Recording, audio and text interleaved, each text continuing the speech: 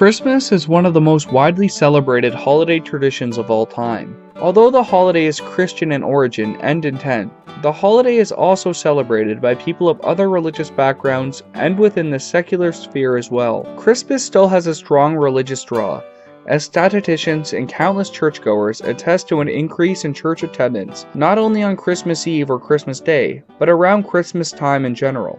At least one pollster has found that even amongst the non-religious, the number one reason given for their Christmas time church attendance was honoring Jesus. Many have expressed concerns about the commercialization of Christmas. Although mass-produced consumer culture does at times seem antithetical to the austere, humble example set by Christ, concerns about the, quote, true meaning of Christmas are older than you might think, dating back verbatim to at least the mid-1880s. While it is true that many modern Christmas traditions have developed independently of the biblical nativity, increased attention to virtue and right-doing are fairly universal amongst celebrants. Christmas is intended to promote generosity, goodwill, charity, kindness, and love between family and friends. Aside from overused jokes about Christmas time's often hectic nature, the season is awesomely effective at bringing people together to share with each other. These affectionate and kind-hearted traditions provide a profound and unsettling comparison when contrasted with another long-standing and widely practiced human tradition, war. Somewhat confusingly, Christmas has at times become the background for military glory, even amongst Christian nations. To give a couple of instances, the Latvian riflemen, who earned a furious reputation as resilient and effective fighters during the Christmas battles of 1917. Unfortunately for the riflemen, this success cost them nearly 10,000 of their men, over a third of their regiment personnel. Perhaps more iconic is George Washington's crossing of the Delaware River on the night of December 25th and 26th, 1776. This is indeed remembered as a proud instance of military prowess and cunning. However, others have been able to use the contrast between war and Christmas to present a more nuanced, bittersweet, bleaker, and even flat-out alarming image of humanity's inability to achieve peace. One work of art that does well to draw out this striking contrast comes from an unlikely source. A 2014 advertisement for the UK grocery store chain Sainsbury's. The advertisement, which could also be accurately described as a film project, features a creative interpretation of the 1914 Christmas truce, a century after it occurred. The Christmas truce refers not to one single event, but to a series of ceasefires that took place in World War I around Christmas time of that year. The centerpiece of the short film is a football game between the German and British soldiers, on the dreaded no man's land between the trenches. The historicity of such a game is disputed by some researchers, but many historians have produced evidence suggesting that such a game or games did in fact occur. However, in my opinion, the importance of the film project and broader cultural memory of the event is not about the historical accuracy of a football match. Rather, it is the way in which the Christmas truce demonstrates how powerful human connectivity is. That even when human beings are pitted against each other in depraved, lethal circumstances, commonality can still be realized. How our differences can manifest so strongly at the level of politics and other associations, while simultaneously so insignificantly at the level of individuality. Another film which conveys a similar message is a Christmas cartoon which you will unfortunately not see during the annual airing of American holiday classics. It is MGM's 1939 short film, Peace on Earth. The film begins with a multi-generational family of anthropomorphic squirrels on Christmas Eve.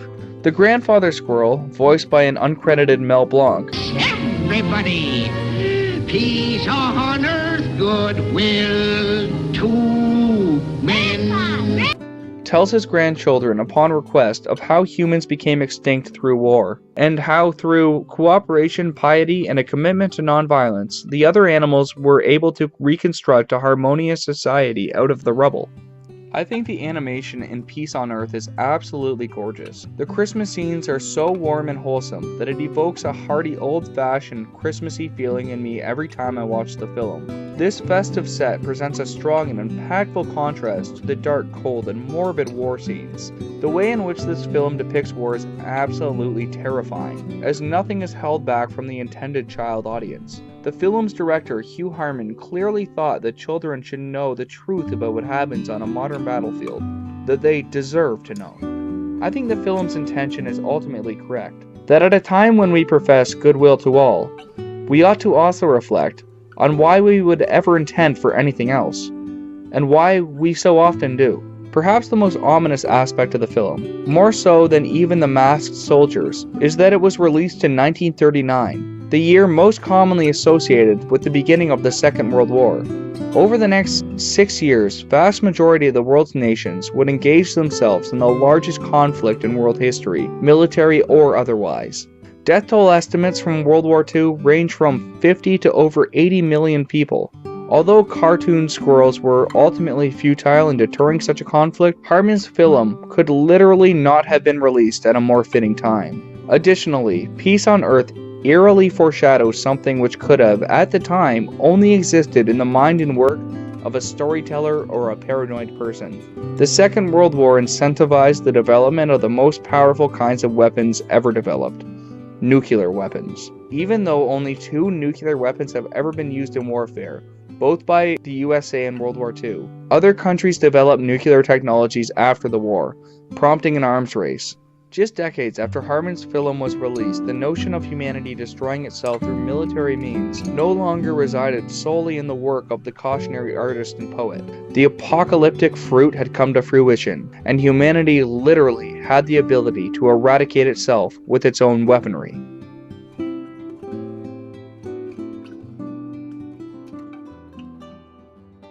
I think a lot is owed to Sainsbury and Harmon for their production and patronage, as well as to all those who lost and sacrificed their lives during humanity's darkest times. Not all of us can be great artists, art patrons, and valorous soldiers. But it must be said in fairness that just as war heroics have been called into question by the filmmakers we've explored, these artists too are not perfect. Although the Sainsbury film is thoughtful and extremely well executed, it is an advertisement made by a for-profit corporation, and therefore possesses an element of self-interest.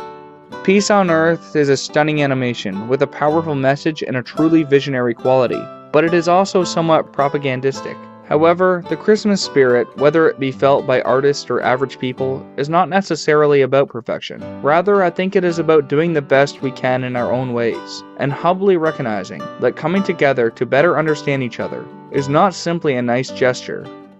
It is something that all of humanity ultimately depends on.